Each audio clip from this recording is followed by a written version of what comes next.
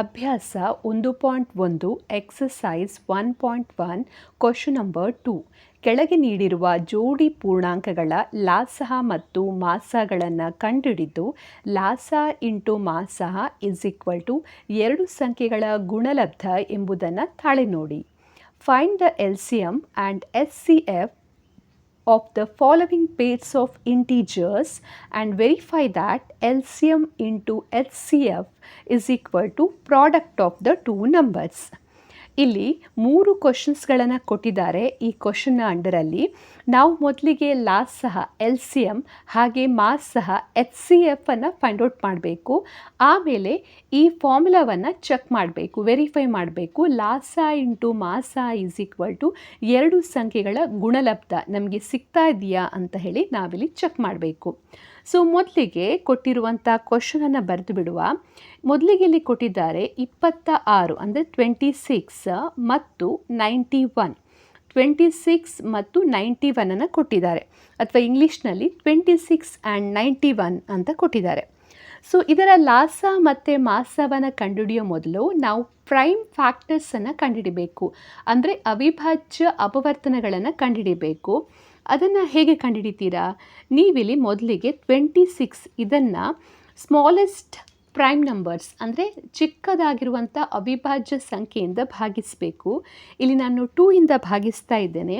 2 1s are 2, ಹಾಗೆ 2 3s are 6, ಮತ್ತು ಇಲ್ಲಿ 13 ಸಿಗ್ತದೆ. 13 ಎನ್ನುವಂಥದ್ದು ಒಂದು ಅವಿಭಾಜ್ಯ ಸಂಖ್ಯೆ ಅಥವಾ ಪ್ರೈಮ್ ನಂಬರ್. ಇದು ಬೇರೆ ಯಾವುದೇ ಸಂಖ್ಯೆಯಲ್ಲಿ ಭಾಗಿಸಲ್ಪಡುವುದಿಲ್ಲ, ಹಾಗಾಗಿ ಇದನ್ನು 13ಇಂದ ನೀವು ಭಾಗಿಸಬೇಕು. So 13 1s are 13. ಸೊ ಇಲ್ಲಿ ನಮಗೆ 26 ಅಂತ ಸಿಗ್ತದೆ. ಈ 26ಅನ್ನು ಹೇಗೆ ಬರಿಬೋದು? ಅವಿಭಾಜ್ಯ ಅಪವರ್ತನವಾಗಿ 2 ಇಂಟು 13 ಅಂತ ಬರಿಬೋದು. ನಂತರ ನಾವು 91ಅನ್ನು ತೆಗೆದುಕೊಳ್ಳುವ. ಈ 91ನ ಅವಿಭಾಜ್ಯ ಅಪವರ್ತನವನ್ನು ಫೈಂಡ್ ಔಟ್ ಮಾಡಬೇಕು, ಪ್ರೈಮ್ ಫ್ಯಾಕ್ಟರ್ಸನ್ನು ಫೈಂಡ್ ಔಟ್ ಮಾಡಬೇಕು. ಇಲ್ಲಿ ಈ ಸಂಖ್ಯೆಯನ್ನು 2 ಇಂದ 3 ಇಂದ ಅಥವಾ 5 ಇಂದ ಭಾಗಿಸಲಿಕ್ಕಾಗೋದಿಲ್ಲ, ಯಾಕೆಂದರೆ ಇಲ್ಲಿ ಸಮಸಂಖ್ಯೆ ಇಲ್ಲ, ಹಾಗಾಗಿ 2 ಇಂದ ಭಾಗಿಸಲ್ಪಡುವುದಿಲ್ಲ. ಹಾಗೆ ಇಲ್ಲಿರುವಂಥ ಡಿಜಿಟ್ಸನ್ನು ನೀವು ಆ್ಯಡ್ ಮಾಡಿದರೆ ನಿಮಗೆ 10 ಬರ್ತದೆ, ಆದ್ದರಿಂದ ಇದು 3 ಇಂದ ಭಾಗಿಸಲ್ಪಡುವುದಿಲ್ಲ. ಆಮೇಲೆ ಕೊನೆಗೆ ಇಲ್ಲಿ 0 ಇಲ್ಲ ಅಥವಾ 5 ನಂಬರ್ ಇಲ್ಲ, ಹಾಗಾಗಿ 5ರಿಂದ ಕೂಡ ಇದು ಭಾಗಿಸಲ್ಪಡುವುದಿಲ್ಲ. ನಂತರ ಉಳಿದಿರುವಂಥ ಅವಿಭಾಜ್ಯ ಸಂಖ್ಯೆ 7. ಸೊ 7 1s are 7, ನಂತರ ಇಲ್ಲಿ ಉಳಿತಾ ಇದೆ 2 21. So 7 3s are 21. ಸೊ 13 ಒಂದು ಅವಿಭಾಜ್ಯ ಸಂಖ್ಯೆ ಅಥವಾ ಪ್ರೈಮ್ ನಂಬರ್, ಹಾಗಾಗಿ ಅದನ್ನು 13ಇಂದನೇ ಭಾಗಿಸಬೇಕು. ಸೊ ಇಲ್ಲಿ ನಿಮಗೆ ಸಿಗ್ತದೆ 91 is equal to 7 into 13. So ಎರಡೂ ಸಂಖ್ಯೆಗಳ ಅವಿಭಾಜ್ಯ ಅಪವರ್ತನ ಅಥವಾ ಪ್ರೈಮ್ ಫ್ಯಾಕ್ಟರ್ಸನ್ನು ನಾವೀಗ ಕಂಡುಹಿಡಿದಿದ್ದೇವೆ. ನಂತರ ನಾವೇನು ಕಂಡುಹಿಡಿಬೇಕು? ಲಾಸಹ ಅಥವಾ ನಾವು ಅದನ್ನು LCM ಅಂತ ಹೇಳ್ತೇವೆ. ಲಾಸಹ ಅಥವಾ ಇಂಗ್ಲೀಷ್ನಲ್ಲಿ LCM ಅಂತ ಹೇಳ್ತೇವೆ. ಸೊ ಲಾಸಹ ಇಲ್ಲಿ ಎಷ್ಟು ಬರ್ತದೆ? ಲಾಸಹ ಯಾವುದರದ್ದು? 26 ಮತ್ತು 91 ಇದ್ದು. ಸೊ ಲಾಸಹ ಅಂತ ಹೇಳಿದರೆ ಏನರ್ಥ?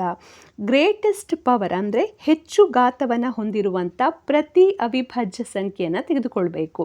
ಸೊ ಇಲ್ಲಿ ನೀವು ನೋಡಿದರೆ 2 ಅಂತ ತೆಗೆದುಕೊಂಡ್ರೆ ಇಲ್ಲಿ 2 ಇದರಲ್ಲಿ ಇಲ್ಲ, ಆದರೆ ಹೆಚ್ಚು 2 ಒಂದರಲ್ಲೇ ಇದೆ, ಹಾಗಾಗಿ ಪ್ರತಿ ಸಂಖ್ಯೆನ ನಾವು ತೆಗೆದುಕೊಳ್ಬೇಕು. ಸೊ 2 ಇಲ್ಲಿ ನಮಗೆ ಸಿಗ್ತದೆ. ನಂತರ ಇರುವಂಥದ್ದು 13, ಇಲ್ಲಿ ಇದನ್ನು 13 ಟು ದ ಪವರ್ 1 ಅಂತ ತೆಗೆದುಕೊಳ್ಬೋದು. ಇದು ಕೂಡ 13 ಟು ದ ಪವರ್ 1, ಹಾಗಾಗಿ 13. ಆಮೇಲೆ ನಂತರ ಇರುವಂಥದ್ದು 7. ಸೊ ಇದು ನಿಮಗೆ ಲಾಸಹವನ್ನು ಕೊಡ್ತದೆ. ಸೊ ಇದನ್ನು ಗುಣಿಸಿದಾಗ ನಿಮಗಿಲ್ಲಿ ಉತ್ತರ 182 ಅಂತ ಬರ್ತದೆ. ಸೊ ಈ ಎರಡು ಸಂಖ್ಯೆಗಳ ಲಾಸಹ ಅಥವಾ LCM 182 ಆಗಿದೆ.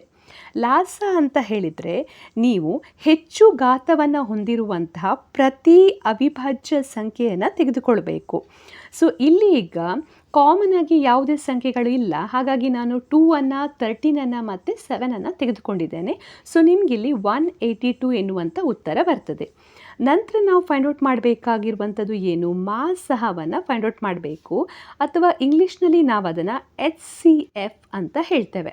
ಸೊ ಮಾಸಹ ಅಂತ ಹೇಳಿದರೆ ಕಡಿಮೆ ಘಾತವನ್ನು ಹೊಂದಿರುವಂತಹ ಸಾಮಾನ್ಯ ಅಪವರ್ತನ, ಅಂದರೆ ಎರಡರಲ್ಲೂ ಕೂಡ ಇರಬೇಕು ಮತ್ತು ಅದು ಕಡಿಮೆ ಘಾತವನ್ನು ಹೊಂದಿರಬೇಕು. ಸೊ ಇಲ್ಲಿ 26 ಮತ್ತು 91 ತೆಗೆದುಕೊಂಡ್ರೆ 13 ಎನ್ನುವಂಥದ್ದು ಇದರಲ್ಲೂ ಇದೆ, ಇದರಲ್ಲೂ ಇದೆ. ಹಾಗೆ ಈ 13ನ ಘಾತವನ್ನು ನಾವು 1 ಅಂತ ತೆಗೆದುಕೊಳ್ಬೋದು. ಸೊ ಇಲ್ಲಿ ನಮಗೆ HCF ಆಗಿ 13ನ ಘಾತ 1 ಅಥವಾ ಇದನ್ನು ನಾವು 13 ಅಂತ ಹೇಳ್ತೇವೆ. ಸೊ ಮಾಸಹ ಅಥವಾ HCF ಇಲ್ಲಿ 13 ಅಂತ ಸಿಕ್ಕಿದೆ. ನಂತರ ನಾವೇನು ಮಾಡಬೇಕು, ಇಲ್ಲಿ ವೆರಿಫೈ ಮಾಡಬೇಕು. ವೆರಿಫೈ ಮಾಡಬೇಕಾದ್ರೆ ನಾವು ಫಾರ್ಮುಲಾವನ್ನು ಬರಿಬೇಕು. ಏನು ಫಾರ್ಮುಲಾ? ಲಾಸಹ ಇಂಟು ಮಾಸಹ is equal to A into B. A ಅಂತ ಮತ್ತು ಬಿ ಅಂತ ಹೇಳಿದರೆ ಇಲ್ಲಿ ಕೊಟ್ಟಿರುವಂಥ ಸಂಖ್ಯೆಗಳು ಎ ಇಂಟು ಬಿ, ಅಥವಾ ಇಂಗ್ಲೀಷ್ನಲ್ಲಿ ನಾವಿದನ್ನು LCM into HCF is equal to A into B ಅಂತ ಹೇಳ್ಬೋದು. ಸೊ ಇಲ್ಲಿ ಲಾಸ ಎಷ್ಟಿದೆ? 182 ಇದೆ. ಹಾಗೆ HCF ಎಷ್ಟಿದೆ? 13 ಇದೆ. ಅದೇ ರೀತಿ ಎಯ ಬೆಲೆ ಎಷ್ಟು? 26 ಇದೆ. ಹಾಗೆ ಬಿಯ ಬೆಲೆ ಎಷ್ಟು? 91 ಇದೆ. ನೀವೀಗ ಇದನ್ನು ಗುಣಿಸಿ ನೋಡಬೇಕು. ಗುಣಿಸಿದಾಗ ನಿಮಗೆ ಸಿಗುವಂಥ ಉತ್ತರ ಒಂದೇ ರೀತಿಯಾಗಿರಬೇಕು. ಸೊ ಇಲ್ಲಿ ನಾನು ಗುಣಿಸುವ ವಿಧಾನವನ್ನು ಮಾಡೋದಿಲ್ಲ. ಸೊ ನೇರವಾಗಿ ಉತ್ತರವನ್ನು ಬರೀತೇನೆ. 182 ಇಂಟು 13 ಅಂತ ಹೇಳಿದರೆ ನಿಮಗಿಲ್ಲಿ ಉತ್ತರ 2366 ಅಂತ ಬರ್ತದೆ. ಹಾಗೆ 26 ಇಂಟು 91 ಅಂತ ಹೇಳಿದರೆ ನಿಮಗಿಲ್ಲಿ ಉತ್ತರ 2366 ಅಂತ ಬರ್ತದೆ. ಸೊ ಇಲ್ಲಿ ನೀವು ನೋಡ್ಬೋದು LHS ಅಂದರೆ left hand side is equal to right hand side ಆಗಿದೆ. ಹಾಗಾಗಿ ಇದು ಕರೆಕ್ಟ್ ಉತ್ತರ ಅಂತ ನಾವಿಲ್ಲಿ ಹೇಳ್ಬೋದು. ಸೊ ಇಲ್ಲಿ 182 ಇಂಟು 13 ಮಾಡಿದಾಗ ನಮಗೆ 2366 ಅಂತ ಸಿಗ್ತದೆ. ಹಾಗೆ 26 ಮತ್ತು 96 ನೀವು ಗುಣಿಸಬೇಕು. ಗುಣಿಸಿದಾಗ ನಿಮಗಿಲ್ಲಿ ಉತ್ತರ 2366 ಅಂತ ಸಿಗ್ತದೆ. ಕ್ವಶನ್ ನಂಬರ್ 2, 5, 10 ಮತ್ತು 92 ಈ ಎರಡು ಸಂಖ್ಯೆಗಳನ್ನು ಕೊಟ್ಟಿದ್ದಾರೆ. ಇದರ LCM ಮತ್ತು HCF ಮಾಸ ಮತ್ತು ಲಾಸವನ್ನು ಕಂಡುಹಿಡಿದು ನಾವೀಗ ಇದನ್ನು ತಾಳೆ ನೋಡಬೇಕು, ಅಂದರೆ ವೆರಿಫೈ ಮಾಡಬೇಕು. ಸೊ ಮೊದಲಿಗೆ ನಾವಿಲ್ಲಿ ಏನು ಮಾಡುವ ಅಂತ ಹೇಳಿದರೆ, ಇಲ್ಲಿ 5, 10 ಮತ್ತು 92 ಇದರ ಲಾಸಹ ಮತ್ತು ಮಾಸಹವನ್ನು ಕಂಡುಹಿಡಿಯುವ. ಸೊ ಮೊದಲಿಗೆ ನಾನು ಇಲ್ಲಿ ಸಂಖ್ಯೆಯಾಗಿ 5, 10 ತೆಗೆದುಕೊಳ್ತಾ ಇದ್ದೇನೆ. ಸೊ 5, 10 ಅಂತ ಹೇಳಿದರೆ ಸಣ್ಣದಾಗಿರುವಂಥ ಅವಿಭಾಜ್ಯ ಸಂಖ್ಯೆಯಿಂದ ಭಾಗಿಸಬೇಕು. ಸೊ 2 ಇಂದ ಭಾಗಿಸ್ತಾ ಇದ್ದೇನೆ. 2 2s are 4 ಮತ್ತು 11 ಉಳಿತದೆ. ನೆಕ್ಸ್ಟ್ ಇಲ್ಲಿ 2 5s are 10. ಆಮೇಲೆ ಇಲ್ಲಿ ಪುನಃ 1 ಉಳಿತದೆ, 10 ಆಗ್ತದೆ. 2 5s are 10. ಆಮೇಲೆ 255 ಇದೆ. ಈ 255 ಇಲ್ಲಿ 5 ಕೊನೆಗೆ ಬೆಸ ಸಂಖ್ಯೆ ಇರೋದ್ರಿಂದ 2 ಅಲ್ಲಿ ಭಾಗಿಸಲ್ಪಡುವುದಿಲ್ಲ. 3 ಅಲ್ಲಿ ಭಾಗಿಸಲ್ಪಡ್ತದ ಅಂತ ನೋಡಬೇಕು. ಹೇಗೆ ನೋಡ್ಬೋದು ನೀವು? ಇಲ್ಲಿರುವ ಡಿಜಿಟ್ಸನ್ನು ಆ್ಯಡ್ ಮಾಡಿ. 5 + 5 10, 10 + 2 ಅಂತ ಹೇಳಿದರೆ 12. ಸೊ 12 ಎನ್ನುವಂಥದ್ದು 3 ಇಂದ ಭಾಗಿಸಲ್ಪಡ್ತದೆ. ಹಾಗಾಗಿ ಈ ಸಂಖ್ಯೆಯು 3 ಇಂದ ಭಾಗಿಸಲ್ಪಡ್ತದೆ. ಸೊ ಇಲ್ಲಿ 3 8s are 24 ಮತ್ತು ಇಲ್ಲಿ 1 ಉಳಿತದೆ. ನೆಕ್ಸ್ಟ್ 15 ಆಗ್ತದೆ. 3 5s are 15. ಆಮೇಲೆ ಇಲ್ಲಿ 85 ಇದೆ. ನೆಕ್ಸ್ಟ್ 85 8 + 5 ಅಂತ ಹೇಳಿದರೆ 13. ಹಾಗಾಗಿ 3 ಇಂದ ಭಾಗಿಸಲ್ಪಡುವುದಿಲ್ಲ. ನಂತರದ ಅವಿಭಾಜ್ಯ ಸಂಖ್ಯೆಯಿಂದ ಭಾಗಿಸಬೇಕು. 5ರಿಂದ ಭಾಗಿಸ್ತಾ ಇದ್ದೇನೆ. 5 1s are 5. ಇಲ್ಲಿ ಉಳಿತಾ ಇದೆ 3 35. 5 7s are 35. ನೆಕ್ಸ್ಟ್ 17 ಎನ್ನುವಂಥದ್ದು ಒಂದು ಅವಿಭಾಜ್ಯ ಸಂಖ್ಯೆ. ಇದು ಬೇರೆ ಸಂಖ್ಯೆಯಲ್ಲಿ ಭಾಗಿಸಲ್ಪಡುವುದಿಲ್ಲ. ಹಾಗಾಗಿ ನಮಗೆ 2 ಇಂಟು 3 ಇಂಟು 5 ಇಂಟು 17 ಎನ್ನುವಂಥ ಉತ್ತರ ಸಿಗ್ತದೆ. ಸೊ ನಾವು 5 10 ಎನ್ನುವಂಥದ್ದನ್ನು 2 ಇಂಟು 3 ಇಂಟು 5 ಇಂಟು 17 ಅಂತ ಬರಿಬೋದು. ಆಮೇಲೆ ಇನ್ನೊಂದು ನಂಬರನ್ನು ಕೊಟ್ಟಿದ್ದಾರೆ 92. ಸೊ ಇದರ ಅವಿಭಾಜ್ಯ ಅಪವರ್ತನ ಅಥವಾ ಪ್ರೈಮ್ ಫ್ಯಾಕ್ಟರನ್ನು ಕಂಡುಹಿಡಿಯುವ. ಸೊ ಇಲ್ಲಿ ಕೂಡ ಹಾಗೆ ಸಣ್ಣದಾಗಿರುವಂಥ ಸಂಖ್ಯೆಯಿಂದ ನೀವು ಭಾಗಿಸಬೇಕು. ಸೊ 2 ಇಂದ ಭಾಗಿಸ್ತಾ ಇದ್ದೇನೆ. 2 4s are 8, 12, 2 6 are 12. ನೆಕ್ಸ್ಟ್ ಪುನಃ 2 ಇಂದನೇ ಭಾಗಿಸ್ಬೋದು. So 2 2s are 4, 2 3s are 6. ಆಮೇಲೆ ಇಲ್ಲಿ 23 ಸಿಗ್ತಾ ಇದೆ. 23 ಎನ್ನುವಂಥದ್ದು ಒಂದು ಅವಿಭಾಜ್ಯ ಸಂಖ್ಯೆ. ಹಾಗಾಗಿ ಬೇರೆ ಸಂಖ್ಯೆಯಿಂದ ಇದು ಭಾಗಿಸಲ್ಪಡುವುದಿಲ್ಲ. ಸೊ ನೀವು 92ಅನ್ನು 2 ಇಂಟು 2 ಇಂಟು 23 ಅಂತ ಬರಿಬೋದು. ಅಥವಾ ಇದನ್ನು ಇನ್ನೂ ಕೂಡ ಸಿಂಪ್ಲಿಫೈ ಮಾಡಿ 2 ಸ್ಕ್ವೇರ್ ಇಂಟು 23 ಅಂತ ಬರಿಬೋದು. ಸೊ ಈಗ ನಮಗೆ ಎರಡೂ ಸಂಖ್ಯೆಯ ಅಪವರ್ತನಗಳು ಸಿಕ್ಕಿದೆ. ನಂತರ ನಾವೇನು ಮಾಡಬೇಕು, ನಂತರ ನಾವೀಗ ಲಾಸಹವನ್ನು ಕಂಡುಹಿಡಿಬೇಕು, ಅಥವಾ ಇಂಗ್ಲೀಷ್ನಲ್ಲಿ ನಾವಿದನ್ನು LCM ಅಂತ ಹೇಳ್ತೇವೆ. ಸೊ ಲಾಸಹವನ್ನು ಕಂಡುಹಿಡಿಬೇಕಾದ್ರೆ ನೀವೇನು ಮಾಡಬೇಕಂದ್ರೆ, ಎರಡರಲ್ಲೂ ಕೂಡ ಇರುವಂಥ ಹೆಚ್ಚು ಘಾತವನ್ನು ಹೊಂದಿರುವಂಥ ಸಂಖ್ಯೆಯನ್ನು ತೆಗೆದುಕೊಳ್ಬೇಕು ಲಾಸಹ ಅಂತ ಹೇಳಿದರೆ. ಸೊ ಇಲ್ಲಿ ಹೆಚ್ಚು ಘಾತ, ಈಗ ಇಲ್ಲಿ 2 ಇದೆ, ಹಾಗೆ ಇಲ್ಲಿ 2 ಸ್ಕ್ವೇರ್ ಇದೆ. ಇದೆರಡರಲ್ಲಿ ಹೆಚ್ಚು ಘಾತವನ್ನು ಹೊಂದಿರುವಂಥದ್ದು ಯಾವುದು? 2 ಸ್ಕ್ವೇರ್. ಸೊ ಹಾಗಾಗಿ 2 ಸ್ಕ್ವೇರನ್ನು ತೆಗೆದುಕೊಳ್ತಾ ಇದ್ದೇನೆ. ಮತ್ತು ನಾವು ಇಲ್ಲಿರುವಂಥ ಪ್ರತಿ ಸಂಖ್ಯೆಯನ್ನು ತೆಗೆದುಕೊಳ್ಬೇಕು. ಇದು ಕಾಮನ್ ಆಗಿರಬಾರ್ದು ಅಥವಾ ಸಾಮಾನ್ಯವಾಗಿರುವಂಥ ಅಗತ್ಯ ಇಲ್ಲ, ಪ್ರತಿ ಸಂಖ್ಯೆಯನ್ನು ತೆಗೆದುಕೊಳ್ಬೇಕು. ಸೊ 2 ಸ್ಕ್ವೇರನ್ನು ತೆಗೆದುಕೊಳ್ತಾ ಇದ್ದೇನೆ. ಆಮೇಲೆ ನಂತರ ಬರುವಂಥ ಸಂಖ್ಯೆ ಯಾವುದು? 3 ಇದೆ. ಸೊ 3ಯನ್ನು ತೆಗೆದುಕೊಳ್ತಾ ಇದ್ದೇನೆ. 5 ಇದೆ, ಹಾಗೆ 17ಅನ್ನು ತೆಗೆದುಕೊಳ್ತಾ ಇದ್ದೇನೆ. ಸೊ ನಮಗಿಲ್ಲಿ ಇದನ್ನು ಗುಣಿಸಿದಾಗ 2 ಸ್ಕ್ವೇರ್ ಅಂತ ಹೇಳಿದರೆ 4 ಇಂಟು 3 ಇಂಟು 5 ಇಂಟು 17 ಇದೆಲ್ಲವನ್ನು ಗುಣಿಸಿದಾಗ ನಮಗಿಲ್ಲಿ ಉತ್ತರ 23,460 ಎನ್ನುವಂಥ ಉತ್ತರ ಬರ್ತದೆ. ಆಮೇಲೆ ನಂತರ ನಾವೇನು ಮಾಡಬೇಕು, ಇಲ್ಲಿ ಮಾಸಹವನ್ನು ಫೈಂಡ್ ಔಟ್ ಮಾಡಬೇಕು. ಸೊ ಮಾಸಹ ಅಥವಾ ಅದನ್ನು ನಾವು SCF ಅಂತ ಹೇಳ್ತೇವೆ. ಸೊ ಮಾಸ ಅಂತ ಹೇಳಿದರೆ ಏನರ್ಥ? ಸೊ ಮಾಸ ಅಂತ ಹೇಳಿದರೆ ಕಡಿಮೆ ಘಾತವನ್ನು ಹೊಂದಿರುವಂಥ ಸಾಮಾನ್ಯ ಅಪವರ್ತನ, smallest power of each common prime factor. ಅಂದರೆ ಇಲ್ಲಿರುವಂಥ ಅಪವರ್ತನ ಎರಡೂ ಸಂಖ್ಯೆಯಲ್ಲಿ ಇರಬೇಕು. ಸೊ ಇಲ್ಲಿ ಎರಡೂ ಸಂಖ್ಯೆಯಲ್ಲಿ ಇರುವಂಥ ಅಪವರ್ತನ ಯಾವುದು? 2. ಸೊ ಇದರ ಕಡಿಮೆ ಘಾತ ಯಾವುದು? ಕಡಿಮೆ ಘಾತ ಇಲ್ಲಿ ಯಾವುದು? ಇಲ್ಲಿ 2 ಸ್ಕ್ವೇರ್ ಇದೆ, ಇಲ್ಲಿ 2 ಟು ದ ಪವರ್ 1 ಇದೆ. ಹಾಗಾಗಿ ನಾವಿಲ್ಲಿ HCFನ್ನು 2 ಟು ದ ಪವರ್ 1 ಅಂದರೆ 2 ಅಂತ ತೆಗೆದುಕೊಳ್ಬೋದು. ಸೊ ಈಗ ಲಾಸ ಸಿಕ್ಕಿದೆ, ಮಾಸ ಸಿಕ್ಕಿದೆ. ನಂತರ ನಾವೇನು ಮಾಡಬೇಕು, ನಂತರ ಇಲ್ಲಿ ನಾವು ಈ ಫಾರ್ಮುಲಾವನ್ನು ಚೆಕ್ ಮಾಡಬೇಕು. ಸೊ ಫಾರ್ಮುಲಾವನ್ನು ನೀವು ಹೇಗೆ ಚೆಕ್ ಮಾಡ್ತೀರಾ? ಸೊ ಫಾರ್ಮುಲಾ ಏನು ಹೇಳ್ತದೆ? ಫಾರ್ಮುಲಾ ಲಾಸಹ ಇಂಟು ಮಾಸಹ is equal to A into B. A ಮತ್ತು B ಅಂತ ಹೇಳಿದರೆ ನಮಗೆ ಕೊಟ್ಟಿರುವಂಥ ಎರಡು ಸಂಖ್ಯೆಗಳು, ಅಥವಾ LCM into SCF is equal to A into B ಅಂತ ನಾವಿಲ್ಲಿ ಹೇಳ್ಬೋದು. ಸೊ ಲಾಸ ನಮಗೆ 23,460 ಅಂತ ಸಿಕ್ಕಿದೆ, ಹಾಗೆ ಮಾಸ ನಮಗೆ 2 ಸಿಕ್ಕಿದೆ. ನಂತರ ಎಯ ಬೆಲೆ ಎಷ್ಟು? ಎಯ ಬೆಲೆ ಇಲ್ಲಿ ನಮಗೆ 510 ಅಂತ ಕೊಟ್ಟಿದ್ದಾರೆ, ಹಾಗೆ ಬಿಯ ಬೆಲೆನ ಇಲ್ಲಿ 92 ಅಂತ ಕೊಟ್ಟಿದ್ದಾರೆ. ಸೊ ಇದೆರಡನ್ನು ಗುಣಿಸಬೇಕು. ಇಲ್ಲಿ ನಿಮಗೆ ನಾನು ನೇರವಾಗಿ ಗುಣಿಸ್ತಾ ಇದ್ದೇನೆ. ಈಗ ಇಲ್ಲಿ ಗುಣಿಸಿದಾಗ ನಿಮಗೆ ಉತ್ತರ 46,920 ಅಂತ ಬರ್ತದೆ. ಇಲ್ಲಿ 2 ಇಂದ ಇದಕ್ಕೆ ಗುಣಿಸಿದಾಗ, ಹಾಗೆ ಈ ಎರಡು ಸಂಖ್ಯೆಗಳನ್ನು ಗುಣಿಸಿದಾಗ ಕೂಡ ನಿಮಗೆ ಸೇಮ್ ಉತ್ತರ ಸಿಗ್ತದೆ, ಅಂದರೆ 46,920 ಎನ್ನುವಂಥ ಉತ್ತರ ಸಿಗ್ತದೆ. ಸೊ ನೀವಿಲ್ಲಿ ನೋಡ್ಬೋದು, ಎಡಬದಿ ಈಸ್ ಈಕ್ವಲ್ ಟು ಇಲ್ಲಿ ಬಲಬದಿ ಆಗಿದೆ, LHS is equal to RHS ಆಗಿದೆ. ಹಾಗಾಗಿ ನಾವಿದನ್ನಿಲ್ಲಿ ವೆರಿಫೈ ಮಾಡಿದಾಗೆ ಆಯಿತು.